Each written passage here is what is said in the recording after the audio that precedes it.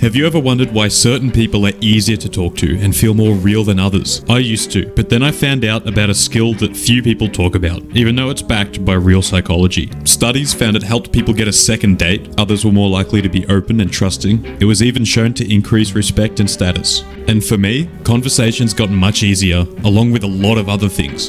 But I had some bumps along the way. So, I'm going to show you 3 major ways I learnt this skill and how you can do it in around 6 minutes.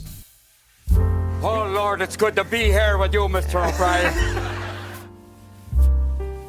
Man, I used to suck at the whole social thing, especially at work and school, and even hanging out with people that I already knew. I just didn't know what to say. I zoned out constantly, and I worried so much about what other people thought about me. And no one really opened up to me or wanted to talk to me about interesting stuff. I sort of felt left out. Why does everyone else know how to do this thing and I don't? But everything started to really turn around when I discovered this little thing called listening. I knew it was important, everyone does, but I never really learnt how or why. I quickly realized that just sitting there and being quiet wasn't really listening, and being more interested in others instead of being interesting was a bit of an oversimplification. That just didn't work for me. And learning how to properly listen gave me the skills to sort of know what to do. I knew how to make conversation out of thin air with virtually anyone. And it's really helped me to understand how I work as well as how other people work, and what to say when someone just says something random or when they need help. And it feels great to be able to do that.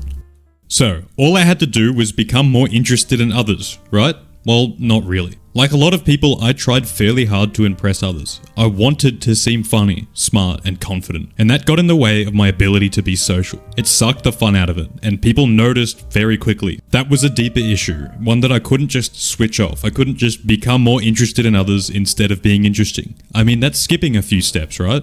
Carl Rogers, one of the big daddies of listening, said in his book, Active Listening, that interest must be real. And when it's not real, others can feel that and they start to close themselves off, whether they're aware of it or not. But thankfully, he makes an interesting point that really changed the way I see others. He mentions that we can develop a genuine interest in others because people are interesting. It's about learning to actually care, not about trying to seem like I care, but how? When I just started paying attention, being patient, and understanding others, interest started to develop naturally, just like he said. It started to become second nature. I just needed the tools and the experience to find other people more relatable and the things they say and feel more impactful, more interesting. But here's something that I still screw up sometimes, and it's kind of annoying. And when I do get it wrong, I can see stuff happening in real time. It makes me feel terrible. People's body language shifts. They start saying less. The vibe just changes like that. I wondered at first, before I knew about this, why does this happen? Do I just smell really bad? Well, no, maybe. But I was losing focus. When I lose focus, I lose sight of what listening is about. I start forgetting 3 major parts of being a good listener in the first place. Apart from making others feel like they weren't being listened to, which is a big no-no if it can be helped, I would be too quick to judge, and I would be too quick to try to fix things or give my point of view when the time didn't really call for it. I was just listening on autopilot. It's not called passive listening. So what the heck did I do about it? And does that mean I can never give advice ever if I want to be a good listener, even if it's very obvious what the solution is? The time might come, it might not. And I think you'll know when it does. Someone might even ask, hey, what do you think about this? But to me, it's more about absorbing information, like a sponge, resisting the urge to come up with a response, even when the other person isn't even finished talking. Because that can get in the way. That could mean being okay with just sitting in silence for a moment. That's helped me realize that I reply way too quickly, and that sometimes people had a lot more cooking. They just needed a moment. You might even try visualizing what someone is saying to help you stay locked in. That helps me. Okay, so be more focused, be more present. Awesome. But there's something else, something that is missing. I wondered, how do you actually listen? I mean, listening isn't about doing nothing.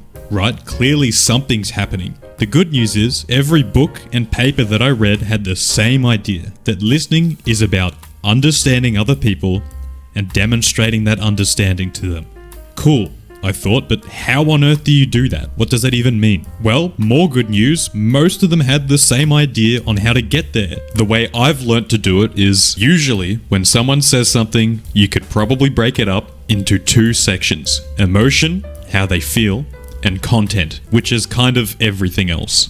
And once I get what someone is talking about and feeling, I can use that to expand on the conversation or check my own understanding, which as a result shows others that I am trying to understand as well. So if someone says to me, "I missed the damn bus," that sounds like to me they're frustrated about that. So I'll check. That sounds pretty frustrating. Or I can expand on it. Which bus? And where? What were you late to? Or again, I can check my own understanding. You missed your bus. If you want more kinds of questions like this that help with conversation too, check this video out here later. Don't get this the wrong way though.